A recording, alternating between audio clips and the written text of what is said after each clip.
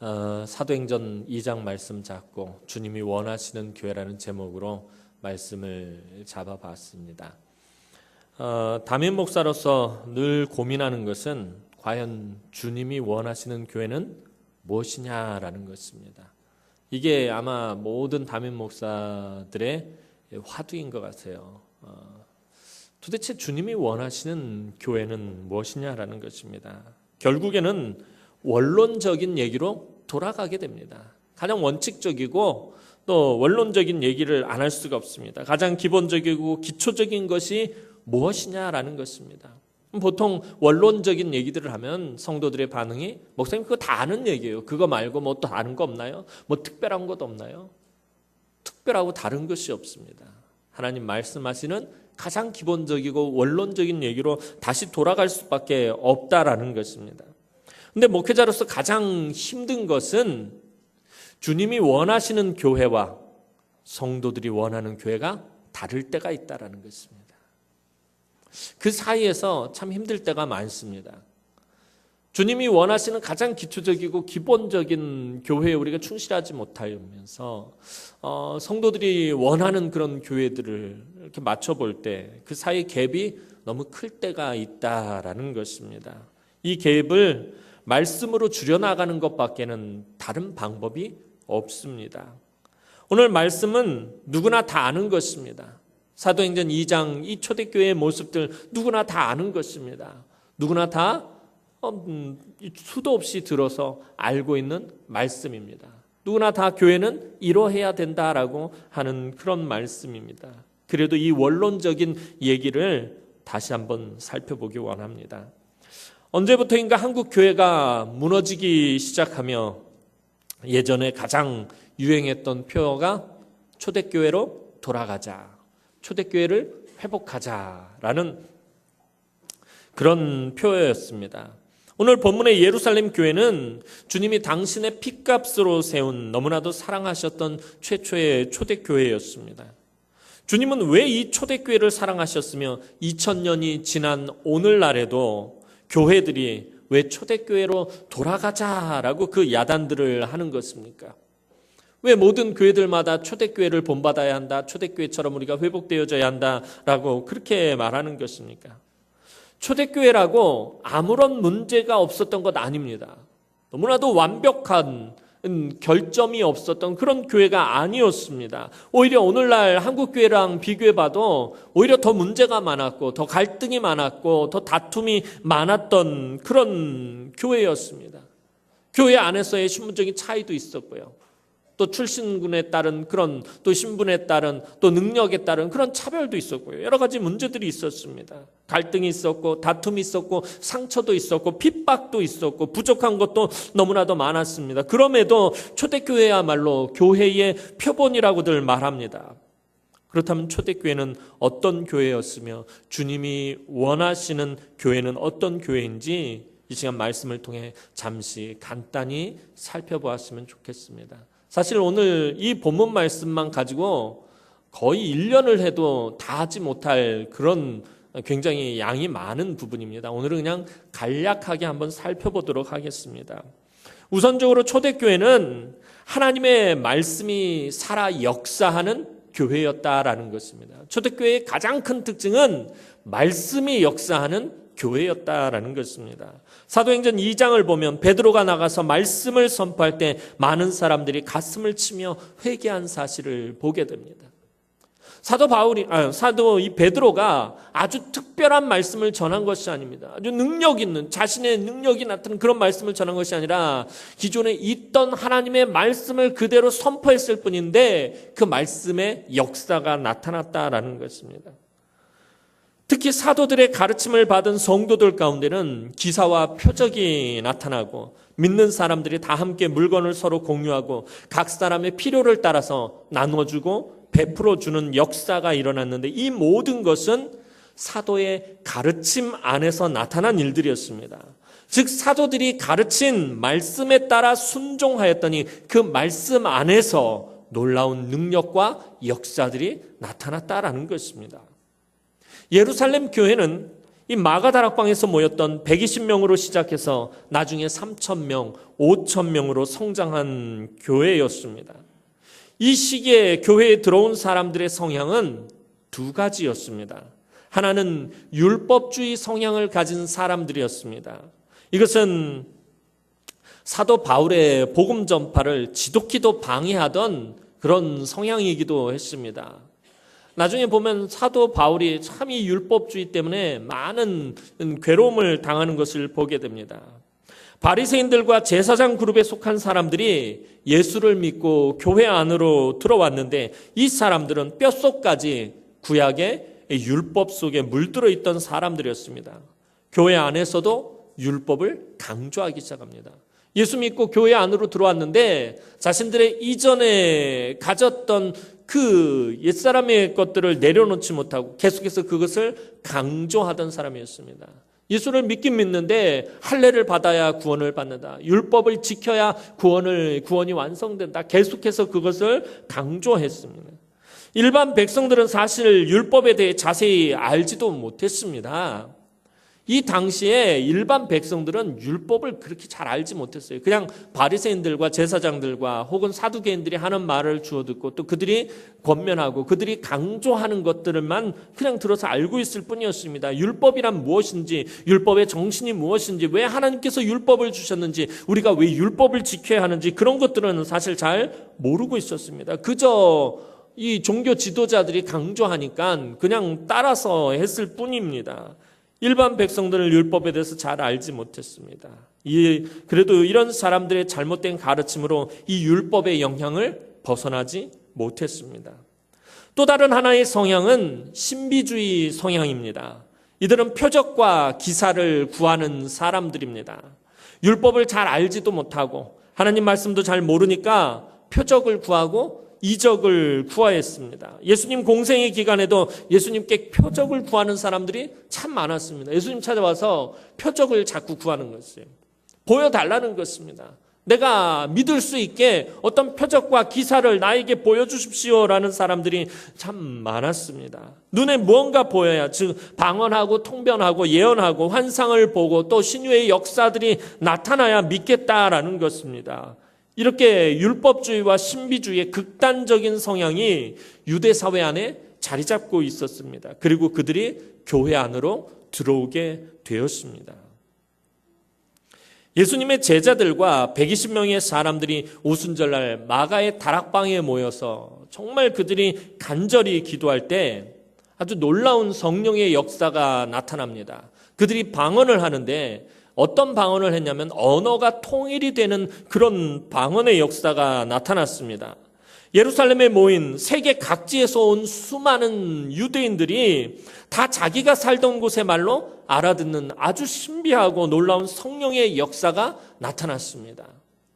다들 제각기 흩어져 있었습니다. 어떤 사람들은 로마에서 왔고, 어떤 사람은 그리스에서 왔고, 어떤 사람은 애굽에서 왔고, 또 어떤 사람은 저 페르시아 쪽에서 왔고, 하여튼 세계 각지에 흩어져 있었던 이 흩어진 공동체에 속해 있는 유대인들이 명절을 맞이해서 이 예루살렘에 모였는데 이 예수님의 제자들과 120명의 이 사람들이 하는 이 방언을 다 자기가 살고 있는 그 나라의 말로 알아들었다라는 것입니다. 창세기에서 바벨탑 사건으로 언어가 혼잡게 된 이후로 언어가 통일되는 그런 놀라운 경험을 하게 됩니다. 상상도 할 수 없었던 이런 놀라운 경험을 한 이때에 베드로가 외칩니다. 14절과 16절 말씀을 보면 베드로가 11사도와 함께 서서 소리를 높여 이르되 유대인들과 예루살렘에 사는 모든 사람들아 이 일을 너희로 알게 할 것이니 내 말에 귀를 기울이라. 이는 곧 선지자 요엘을 통하여 말씀하신 것이니 일러스되 하면서 베드로가 설교를 시작합니다. 베드로는 요엘서의 말씀을 통해 하나님의 말씀을 선포하고 외쳤습니다. 그때 많은 사람들이 하나님의 말씀을 받아들이면서 말씀의 역사가 일어나기 시작했던 것입니다. 교회는 율법과 같은 형식과 제도도 중요합니다. 교회 안에서 형식이 무시되어서는 안 돼요. 형식이라는 것이, 이 제도라는 것이 파괴되어서는 안 됩니다. 왜냐하면 예배는 아무렇게나 드리는 것이 아니기 때문입니다. 율법주의와 말씀 중심은 분명히 다릅니다. 율법주의는 율법으로 서로를 묶어서 판단하고 정죄하는 것입니다. 자꾸 제한하고 한정 짓는 것입니다. 아무것도 못하게 하는 것이 율법입니다. 이것도 걸리고 이것은 율법에 걸려서 안 되고 저것은 율법에 또 저촉돼서 안 되고 자꾸 제한하고 한정하는 것입니다. 그리고 율법을 통해서 다른 것을 자꾸 묶어버리고 또 판단하는 것이 율법입니다. 이것이 율법주의입니다. 그러나 말씀 중심은 다른 것입니다. 하나님의 뜻을 구하고 그 하나님의 뜻을 이루어가며 하나님 나라를 만들고 세워가는 것입니다. 그렇다고 해서 이 형식과 제도를 무시하라는 것이 아닙니다. 전에도 한번 말씀드렸습니다. 우리가 참 너무 이렇게 극단적인 논리에 빠져서 흑백 논리가 너무나도 이 사회가 좀 팽배하다 보니까 자꾸 이런 것들에 대해서 우리가 한쪽으로 치우칠 때가 있습니다. 교회 안에서도 마찬가지입니다. 형식이 중요합니까? 내용이 중요합니까? 언젠가 한번 철야 시간에 제가 말씀드린 것 같은데, 여러분 형식이 오늘 예배를 드리고 있는데 우리가 예배를 드리는 이 형식이 중요합니까? 내용이 중요합니까? 그렇죠. 다 그렇게 말씀하실 줄 알았어요. 아니 그럼 목사님 형식이 중요하단 말입니까? 형식과 내용 둘 다 중요합니다. 보통 10중 8구 이 질문을 하면 거의 대부분의 성도들이 내용이 중요하다라고 말합니다. 그럼에도 불구하고 형식에 다 얽매여서 예배를 드리고 있는 모습들을 보게 됩니다. 오늘 내용이 중요하다고 분명히 말하면서 오늘 저도 가운도 입고 성가대도 가운을 입고 우리가 형식과 제도 속에서 지금 예배를 드리고 있잖아요. 분명히 내용이 중요하다고들 다 이야기하는데 내용과 형식 둘 다 중요합니다. 아름다운 그릇에 아름다운 음식을 담아야 합니다. 아름다운 그릇에 더러운 음식을 담아서도 안 되고요. 더러운 그릇에 아름다운 음식을 담아서도 안 됩니다. 젊은 세대들은 형식을 무시해서는 안 되고요. 자꾸 젊은 세대들의 특징이 뭐냐면 기성세대를 부정하면서 기존의 제도와 또 기존의 어떤 그런 권위들에 대해서 굉장히 부정적으로 받아들이다 보니까 형식에 대해서 굉장히 거부하는 그런 모습들을 보게 됩니다. 젊은 세대들은 형식을 무시해서는 안 됩니다. 또 한편으론 기성세대들은 형식에 얽매여서도 안 된다라는 것입니다. 형식을 잘 갖추고 예배의 폼을 잘 갖추면은 그러면 예배를 잘 드렸다라고 생각을 하는 때가 많아요. 특히 우리 어른들은. 그래서 조금만 형식에 벗어나거나 조금만 어떤 그 예배의 폼이 좀만 변화되고 바뀌면은 그것을 굉장히 거부합니다. 형식만 잘 갖추면은 예배를 잘 드렸다고 생각해서는 안 된다라는 거예요. 형식이 잘 갖췄으면 그 안에 내용도 잘 갖춰야 되네요. 오늘 우리 교회 예배 형식틀 잘 갖춰주고 이 주보에 나오는 이 우리 예배 순서라는 이런 거 잘 갖춰졌으니까 오늘도 우리 예배 잘 드렸다니까 내가 마음 놓고 자도 되겠다. 대부분의 그래요. 주무시는 분들에게 집사님은 왜 이렇게 예배 시간에 주무세요? 그랬더니 우리 교회는요 예배 모범도 잘 따르고 목사님 말씀 틀린 거 하나도 없고 성가대 찬양 좋고 장로님 기도 말씀 정확하니까 기도 정확하니까 뭐가 걱정입니까? 자면 되죠. 그렇게 말씀하시는 분들이 제가 서울에서 사역할 때 보니까 있더라고요. 그냥 형식과 틀이 잘 갖춰지면 예배를 잘 드렸다고 생각한다는 거예요. 그리고 젊은 세대들은 무조건 형식이 깨야 된다는 거예요. 열린 예배를 드려야 되고 뭔가 폼을 파괴해야지 하나님 앞에서 혁신적으로 예배를 드렸다라고 생각을 한다는 거예요. 아니에요. 형식과 내용은 둘 다 중요하다는 거예요. 아름다운 그릇에 아름다운 음식을 담아서 하나님 앞에 드려야 된다는 거예요. 더러운 그릇에 음식을 담아서 하나님 드시라고 드려도 안 되고 그릇에 더러운 것을 담아서 하나님 앞에 드려서도 안 된다라는 것입니다. 그래서 이 얘기는 뭐냐면 그럼 그게 뭡니까? 그러면 형식과 내용 중요하다는데 그게 뭡니까? 예배는 다채롭고 풍성하게 하나님 앞에 드려야 된다는 거예요.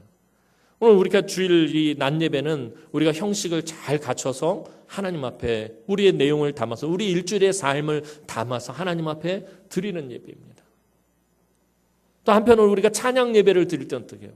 하나님 앞에 우리가 마음껏 찬양하며 기뻐하면서 하나님 앞에 영광을 돌려드리는 예배예요. 예배는 한 여러 가지를 다 동원해서 풍성하게 하나님 앞에 드리는 것입니다. 어느 한 것에만 얽매여서는 안 된다는 거예요. 지난주에 제가 모 교회에 이제 헌신 예배 강사로 잠깐 다녀왔는데요. 그 교회가 큰 게 부러운 게 아니라 분위기가 너무 부러웠어요. 갔는데 이제 거기 담임 목사님이 은퇴 2년을 앞뒀는데 보통 담임 목사님이 은퇴할 때가 다 돼가는 교회들이 구태의연한 교회들이 많아요. 변화하기 싫어하고요.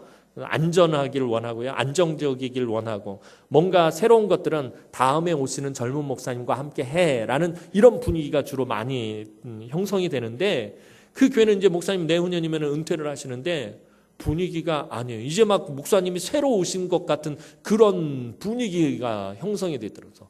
와, 이게 너무 부럽다라는 생각이 들었어요. 아니 어떻게 하나님 앞에 이렇게 다채롭게 예배를 드릴 수 있지? 형식은 형식대로 지키면서 또 내용은 내용대로 풍성하면서 하나님 앞에 어떻게 이렇게 예배할 수 있을까?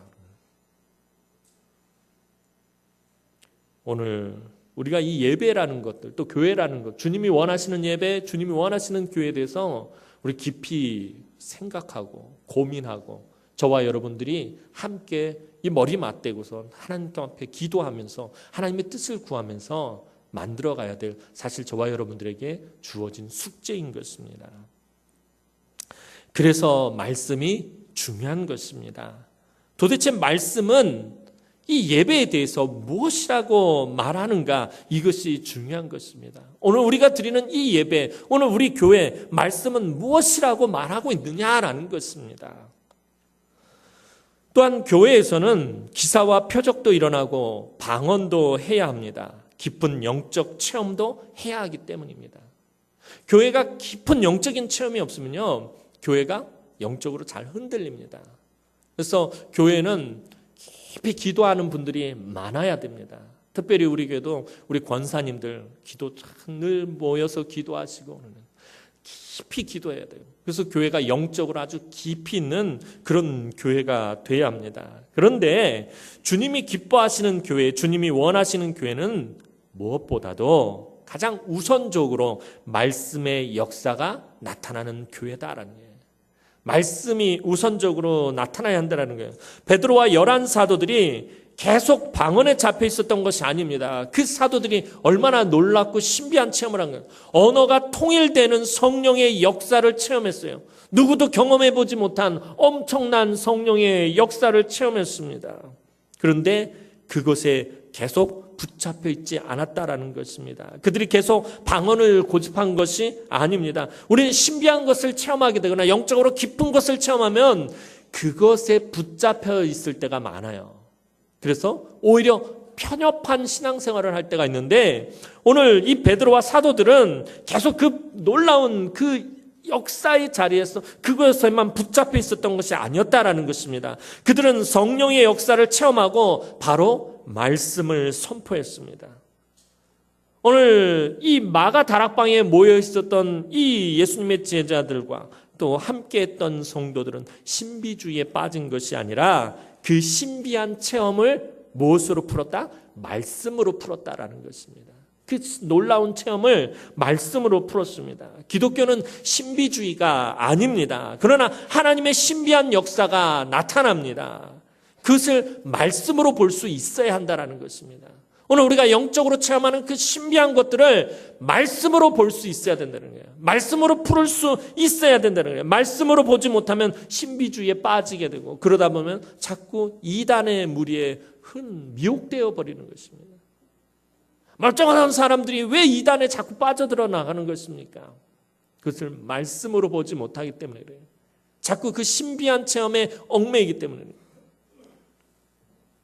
예수님은 산상수훈의 말씀을 정리하시며 누구든지 내 말을 듣고 지키는 자는 그 집을 반석 위에 세운 지혜로운 사람과 같다라고 말씀하셨습니다. 오늘 여러분들의 삶과 신앙을 어디에 세우실 것입니까?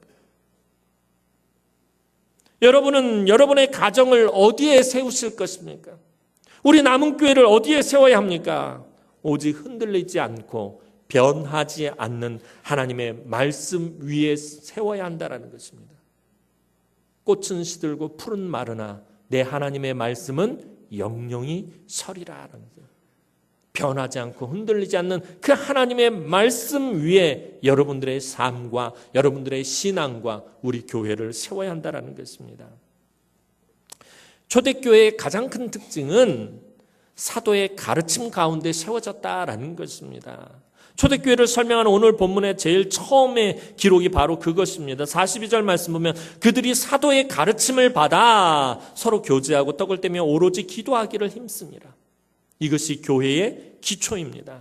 사도의 가르침이 무엇입니까? 사도의 가르침은 바로 주님의 가르침입니다. 사도들은 주님께 3년 반 동안 그 주님의 공생의 기간 동안 그들이 제자 훈련을 받았어요. 사도로서의 교육을 받았어요. 그들이 예수님이 승천하신 뒤에 마가다락방에 모여서 기도하기에 힘썼더니 성령께서 그들 안에 역사하시면서 주님의 가르침이 비로소 그들 안에 풍성해지게 되고 그 주님의 가르침을 사람들에게 가르친 것입니다.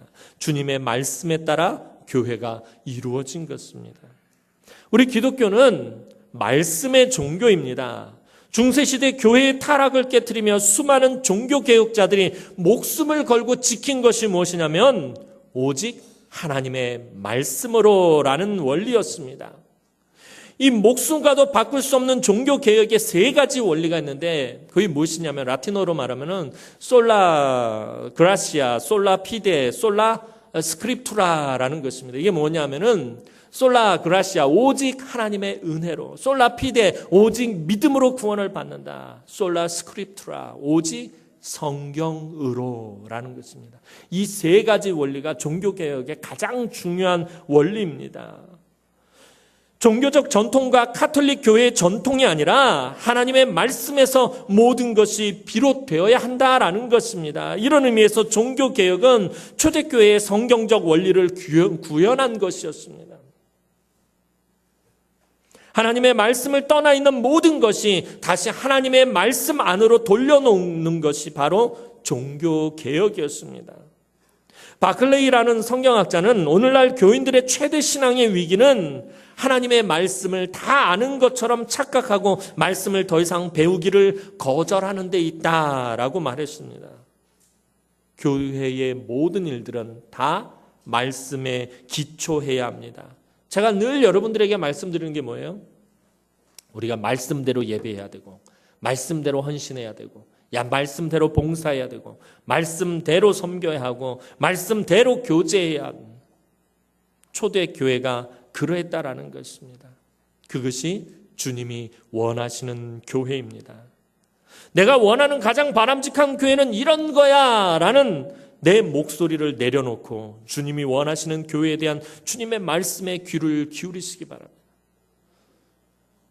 보통 교회에 와서 실망하는 사람들이 많습니다. 왜냐하면 자기들이 가지고 있었던 교회에 대한 생각들이 교회는 이러이러해야 돼. 정말 우리나라에서 가장 바람직한 교회란 이런 교회가 돼야 돼. 재정적으로 투명하고 뭐가 어떻게 되고 뭐는 어떻게 되고 하나같이 다 옳고 다 바른 말입니다.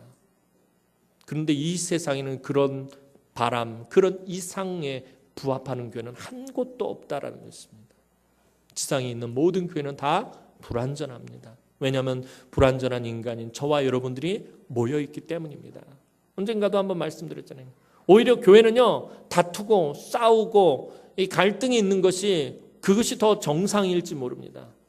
왜냐하면 죄인들이 모인 곳이기 때문입니다. 죄인들이 모여 있으니 당연히 갈등이 나고 다툼이 나고 싸움이 나게 되어 있습니다. 그런데 거기서 멈춰버리면 그거는 교회가 아니라 그냥 말 그대로 죄인들의 모임이 되는 것입니다. 교회는 특징이 무엇입니까? 그럼에도 불구하고 그 안에 무엇이 있다는 게 은혜가 있다는 것입니다. 갈등이 있음에도 불구하고 은혜가 있고요. 다툼이 있음에도 불구하고 은혜가 있고요. 싸움이 있음에도 불구하고 은혜가 있다는 것입니다. 그것이 교회입니다. 그 은혜가 없으면 그것은 교회가 아닙니다. 그런데 그 은혜는 어디서 나오느냐라는 거예요. 그것이 바로 말씀에서 비롯되는 것입니다. 그래서 주님이 원하시는 교회에 대한 주님의 말씀에 우리가 귀를 기울여야 된다는 것입니다. 주님은 교회 안에서 다툼이 완전히 없어야 된다라고 말씀하시는 것이 아니에요. 너희가 교회 안에서 다툴 수 있다. 그러나 화해해야 된다. 너희가 교회 안에서 갈등할 수 있다. 그러나 너희가 관용을 베풀어야 된다. 너희가 교회 안에서 싸울 수 있다. 그러나 해가 지도록 분을 품어서는 안 된다. 너희가 베풀어야 된다. 너희가 품어야 된다. 주님은 그렇게 말씀하고 있다는 거예요. 한편 초대교회는 하나님의 영광을 위해 힘쓴 교회였다라는 것입니다. 모이기에 힘쓰고 기도에 힘쓰고 사랑에 힘쓰고 가르치기에 힘쓰고 구제에 힘쓰고 전도에 온 힘을 쓰던 교회였습니다. 그런데 그 모든 수고와 애씀이 자기 자신을 위한 것이 아니라 바로 하나님의 영광을 위해서였다라는 것입니다. 모이는 것도 하나님의 영광을 위해서 모이고 기도하는 것도 하나님의 영광을 위해서 기도하고 또 사랑해서 우리가 모여서 교제하는 것도 서로 떡을 떼며 교제하는 것도 하나님의 영광을 위해서 그랬다라는 것입니다. 가르치는 것도 하나님의 영광을 위해서 가르쳤고요. 구제도 하나님의 영광을 위해서 구제했고 봉사도 하나님의 영광을 위해서 봉사하고 전도도 하나님의 영광을 위해서 온 힘을 쓰던 교회가 초대교회였습니다. 하나님의 영광을 위해서 했다라는 것입니다. 초대교회에 놀라운 성령과 부흥의 역사가 나타난 것은 모이는 것과 기도하는 것과 사랑에 교제하는 것과 가르치는 것과 모든 것을 가져다가 어려운 이웃들과 함께 나누고 나가서 그렇게 하는 모든 것을 하나님의 영광을 위해서 했기 때문이었습니다. 지난주에 살펴본 것처럼 주님께서 말씀하시는 우리 신앙의 핵심이 무엇입니까? 우리가 신앙생활하는 이 신앙생활의 가장 중요한 핵심이 무엇입니까? 우리 지난주에 살펴봤잖아요.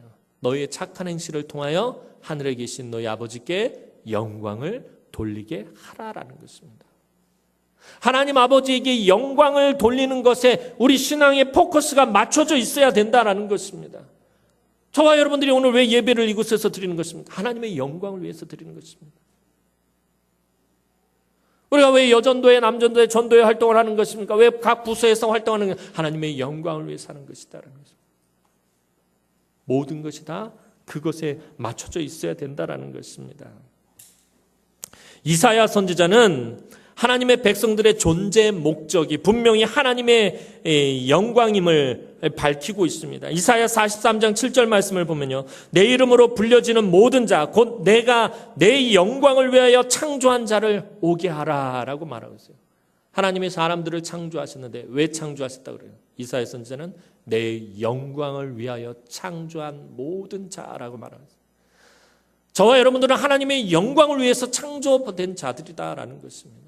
하나님의 영광을 위해서 우리가 이곳에 모인 것이고요. 하나님의 영광을 위해서 우리가 부르심을 받은 것이고요. 하나님의 영광을 위해서 이곳에서 우리가 예배를 하고 있다라는 것입니다.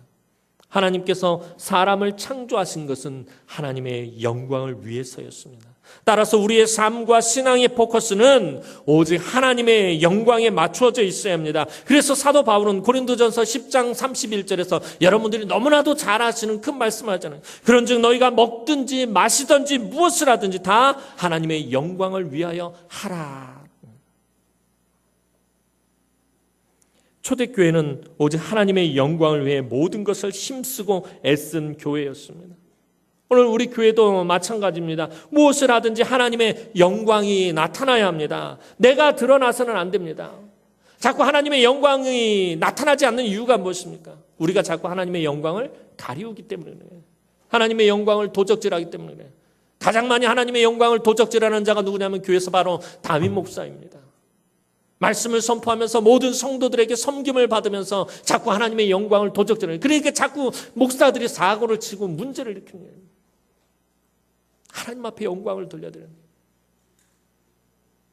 자꾸 담임 목사가 드러나는 거예요. 담임 목사 무슨 교주도 아니고요. 예전에는 목사님들이 팔방미인이어야 했습니다. 하나에서부터 10개까지 교회의 모든 일들을 다 간섭하고 관여하고 다 해야 했습니다. 지금은 그렇지 않다고 생각해요. 저는. 그건 교주예요. 교주. 담임 목사는 교회의 영적인 분위기만 이끌어갑니다. 하나님의 말씀을 통해서. 모든 성도들은 그 말씀을 받고 그 말씀대로 헌신하고 그 말씀대로 봉사하고 그 말씀대로 섬기고 그 말씀대로 교회를 운영하고 그 말씀대로만 하면 되는 것입니다. 자꾸 담임 목사가 뭘 하려고 그러니까 간섭하고 개입하고 담임 목사가 대장놀이를 하기 시작하면서부터는 이 교회가 흐트러지기 시작하는 거예요. 담임 목사들뿐만 아니라 목회자들뿐만 아니라 교회 안에서 자꾸 성도들이 자기를 드러내려고 해요. 하나님의 영광을 나타내는 것이 아니라 자꾸 자기가 드러나기로 해요. 자기가 칭찬을 받으려고 해요. 자기 이름이 드러나야 돼요. 조금만 자기가 나타나지 않으면 서운하고 섭섭해서 내가 나타나지 않았을 때 내 마음에 섭섭함이 들고 서운함이 들면요. 그럼 하나님의 영광을 내가 지금 도적질하고 있는 거예요. 교회는 절대로 하나님의 영광을 가리우는 짓을 해서는 안 된다는 거예요. 담임 목사를 비롯해서 일반 성도들이 이르기까지 하나님의 영광을 절대로 도적질해서는 안 된다라는 것입니다.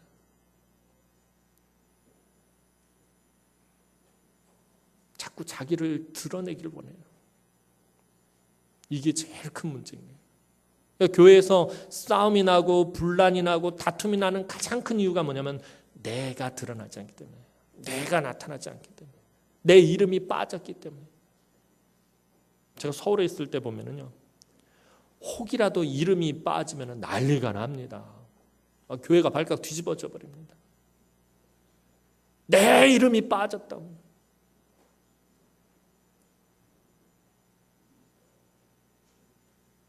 그러므로 하나님의 영광이 가려워진다라는 것입니다.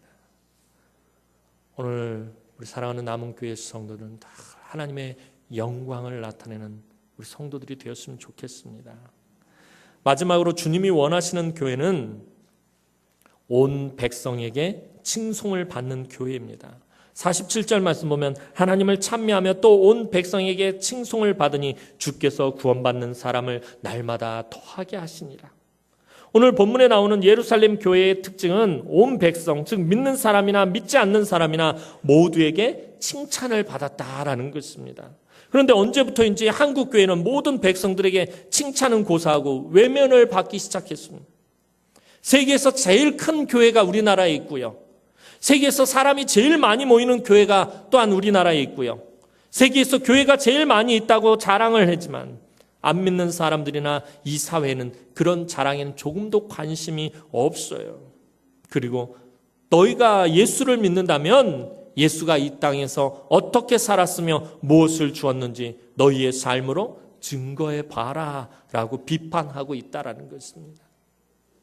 세상 사람들도 교회들에게 원하는 윤리적, 도덕적 기대치라는 것이 있습니다. 아마 전에도 한번 말씀드린 것 같은데 이상하게도 세상 사람들은요, 자기들은 윤리적으로 살지 않아요.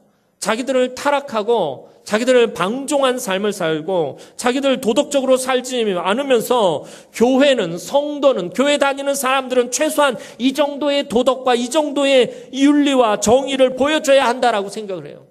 교회 다니는 사람들은 정직해야 하고 교회 다니는 사람들은 성실해야 되고 신실해야 되고 신뢰할 수 있어야 된다라고 그들은 말합니다. 이상하게 교회에 거는 기대치라는 것이 있다는 거예요. 교회 다니지도 않고요. 하나님을 알지도 못하는 사람들이, 그런 사람들조차도 교회에 윤리적, 도덕적 기대치라는 것이 있습니다. 그 세상 사람들이 요구하는 최소한의 기대치조차도 따라가지 못하기 때문에 오늘날 교회가 세상에서 인정을 받지 못하는 것입니다. 지난주에도 말씀드렸던 것, 너희의 착한 행실을 통하여 하늘에 계신 너희 아버지께 영광을 돌리게 하라. 세상 사람들조차 요구하는 그 최소한의 그 기대치조차도 우리가 따라가지 못하고 있다는 거예요. 주님이 우리에게 원하시는 그 기대치가 아니라 세상 사람들이 원하는 그 기대치조차도 우리가 따라가지 못할 때가 너무나도 많다라는 것입니다. 사실 숫자적으로 많이 모이고 적게 모이고 가장 중요한 것은 아닙니다. 많이 모이면 어떻고 적게 모이면 어떻습니까? 1000명이 모이면 어떻고 100명이 모이면 어떻습니까? 중요한 것은 우리 교회가 주님이 원하시는 교회, 즉 온 백성에게 칭찬을 받는 교회인가 아닌가 하는 것입니다.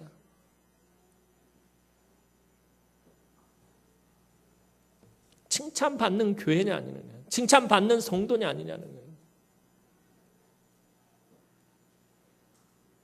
그런데 칭찬은 고사하고 손가락질이나 받지 않았으면 좋겠다는 생각이 들 때가 더 많습니다. 우리 남은교회는 대명동 일대뿐만 아니라 대구 안에서 칭찬받는 교회가 되어야 합니다. 좋은 소문이 난 교회가 되어야 합니다. 그것이 하나님께 영광을 돌리는 일이기 때문입니다. 그럼 무엇으로 칭찬을 받아야 합니까? 저와 여러분들이 칭찬받는 교회가 되어야 되고 칭찬받는 성도가 되고 칭찬받는 목사가 되어야 되는데, 그럼 무엇으로 칭찬을 받아야 되는 것입니까? 뭔가 거창한 것이 아니라 우리가 뭐 큰 일을 하고 위대한 일을 하고 엄청난 일을 해서 칭찬을 받는 그런 것이 아니라 가장 작은 것부터, 가장 간단한 것부터, 가장 소소한 일부터 우리가 칭찬을 받아야 한다라는 것입니다. 난 오늘 휴지를 줍는 것으로 칭찬을 받겠다. 아유, 목사님, 그 휴지 하나 줍는 게, 아무도 휴지를 안 주세요. 길 가다 보면 길에 떨어져 있는. 심지어 교회 안에서도 마찬가지예요. 제가 우리 교회 와가지고서는 휴지 줍는 거는 우리 관리 집사님하고 우리 교육자들 외에는 못 봤어요. 예배당이고 통로고 주방이고 교회 앞마당이고 주차장이고 휴지가 떨어지는 거예요. 다들 무슨 생각을 하는, 제가 볼 때는 이거는 관리 집사님이 주워야 되는 거지, 관리 집사님이 청소해야 되는 거지 라고 생각을 할 때가 많은 것 같아요. 눈에 휴지가 보이면 무조건 주워야 돼요. 주워서 버려야 돼요. 예전에 제가 서울에 있을 때 아는 권사님은요, 항상 백에 검은색 비닐봉다리를 들고 다녀요. 권사님, 그거 뭐예요? 말씀을 안 해서 그냥 웃기만 해요. 이거 들어온 거예요. 안 돼요. 목사님 손도 대지 마요. 안에 쓰레기가 있어요. 뭐예요? 지나다니면서 쓰레기는 다 주우시는 거예요. 그 권사님. 그걸 딱 보는 순간에 마음에 감동이 확 오는 거예요. 정말 대단하신 분들. 그 작은 거 별거 아닌데도 제가 볼 때 막 감동이 확 오더라는 거예요. 나 오늘 휴지를 줍는 것으로부터 칭찬을 받겠다. 나 오늘 질서를 지키는 것으로부터 칭찬을 받겠다. 나 오늘 운전할 때 신호를 잘 지키는 것으로 칭찬을 받겠다. 나 오늘부터 다정하게 인사하는 것으로 칭찬을 받겠다. 난 오늘부터 친절함으로 칭찬을 받겠다. 가장 소소하고 가장 기초적이고 가장 기본적인 것으로부터 칭찬을 받지 못하면은 다른 곳에서 칭찬을 받을 수가 없어요. 우리가 가장 무시하기 쉬운 그 가장 간단한 것에서 칭찬을 받지 못하면 아무 것에서도 우리는 칭찬을 받을 수 없다라는 것입니다. 가장 작은 것으로부터, 가장 기초적인 것부터 칭찬을 받기 시작하면 온 백성에게 칭찬받는 교회가 됩니다. 칭찬받지 못하면 교회는 소망이 없습니다. 초대교회가 온 백성들에게 칭찬을 받으니까 어떻게 됐습니까? 구원을 얻는 사람들이 날마다 더해졌다라는 것입니다. 다른 것이 부흥이 아닙니다. 다른 것이 부흥이 아니라 가정에서 칭찬받는 성도, 직장에서 칭찬받는 성도, 학교에서 칭찬받는 성도, 마을에서 칭찬받는 성도가 바로 주님이 원하시는 교회이며 교회 부흥의 원동력인 것입니다. 사랑하는 성도 여러분, 주님이 원하시는 교회는 말씀의 역사가 나타나고 하나님께 영광을 돌려드리며 온 백성에게 칭찬을 받는 교회입니다.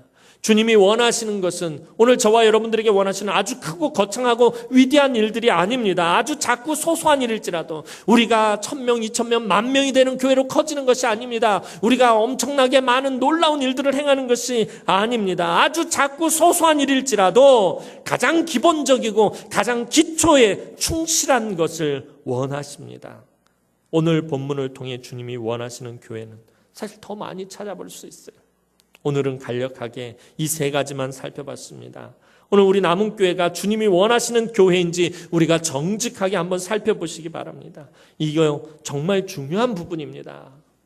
우리 교회가 부흥할 것이냐 부흥하지 못할 것이냐가 결정되는 가장 중요한 부분입니다. 이 어둡고 혼탁한 세대에 진리의 말씀이 선포되고 하나님의 영광이 나타나고 모든 사람에게 칭찬받음으로 구원받는 사람들이 점점 더 늘어나는, 그래서 주님이 정말 원하시는 우리 사랑하는 남은 교회가 되기를 주님의 이름으로 축원합니다.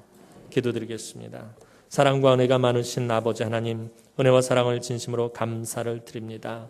오늘도 사랑하는 주의 귀한 성도들이 갈급한 심령으로 또 애통하는 심령으로 하나님을 사모하고 말씀을 사모하는 심령으로 하나님 앞에 모였습니다. 아버지 하나님, 우리 남은 교회가 정말 주님이 원하시는 교회가 되어지기를 소원합니다. 이 어둡고 혼탁한 세대 속에서, 악한 문화가 넘쳐나는 이 시대 속에서 주님이 원하시는 교회로 진리의 말씀을 선포하고 하나님의 영광을 나타내고 온 백성에게 칭찬을 받는 그런 우리 남은 교회가 되어질 수 있도록 하나님 은총을 베풀어 주옵소서. 우리 성도들 어디 가서 무엇을 하든지 하나님과 사람들에게 인정받고 하나님과 사람들에게 칭찬받고 하나님 앞에 영광 돌려드리는 귀하고 복된 삶을 사는 우리 남은의 귀한 권속들이 되어질 수 있도록 하나님 축복하여 주시옵소서.